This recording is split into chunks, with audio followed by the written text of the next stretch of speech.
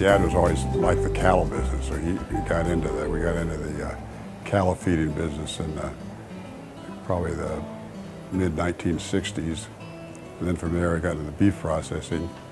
And then Interstate 5 came through in the 1970s, and you know, everyone could see there was going to be a need for some kind of facilities, and both service stations and restaurants and hotels and everything. Nothing was out here. So he always liked the restaurant business, and his wife at the time, Ann Lee Harris, had a sort of a theatrical background, and she liked the idea of having a restaurant.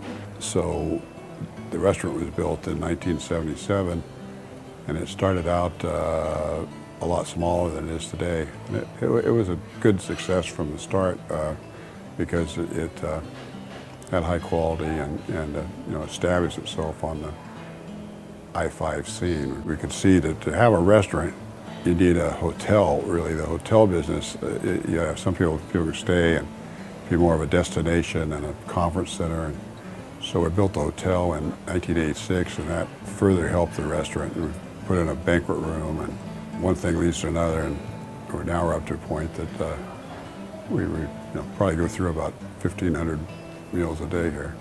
What makes Harris Ranch unique? I think we have a real great cadre of employees that can really see what the customers like and take a lot of pride both in the food and service, and we've had some great chefs over the years, and sous chefs and kitchen people, and then that combined with the front of the house has really worked. You know, I think it's an honor for Mr. Harris, which is incredibly deserved, but it's also a testament to everybody that works here. And I can tell you that everybody's immensely proud of Mr. Harris and what's been accomplished here, for Mrs. Harris, and for everybody that's been involved in this complex for nearly 40 years. Congratulations, it's well deserved. I think you've been a model throughout our entire community, not only as a restaurateur, but as a Californian. This award means to me that Mr. Harris got this is amazing.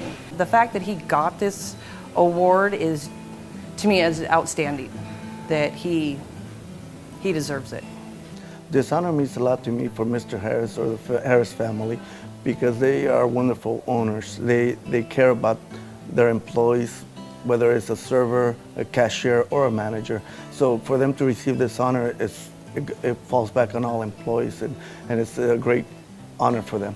John Harris is a wonderful man that cares not only about his employees and the company, but the community in the state of California. And he is heavily involved in all aspects of our business. Shows up every day, working hard to make a contribution. He's our leader, and anytime you're part of a team and your leader is honored, we all feel honored. I think people is probably the key in any kind of a restaurant business, and then the dedication to high quality. We pride ourselves on our you know, clean restrooms and nice appearance when you walk in. And my wife Carol's been real involved in a lot of the decor. So the decor is unique and upscale and very inviting. And we held that consistency in all of the different additions. We have a cattle feedlot where we buy cattle from all over the West. And most of them are California, but some may be from Oregon, and some are coming from Mexico. And when they arrive here, they're usually weigh about 600 or 700 pounds, and they're on feed. If cattle are fed a grain ration, the beef quality is superior because you get marbling, and that is really what creates the flavor of beef and a tenderness. Originally, we were probably doing about 300 head a day, 5 days a week. Now we're doing about 1,000 head 5 days a week. So we're up to, and each head would represent about 700 pounds of beef. So it's a lot of beef, although we're still not a major player. We think we're a major player, but percentage-wise, we're probably maybe 1% of the U.S. production.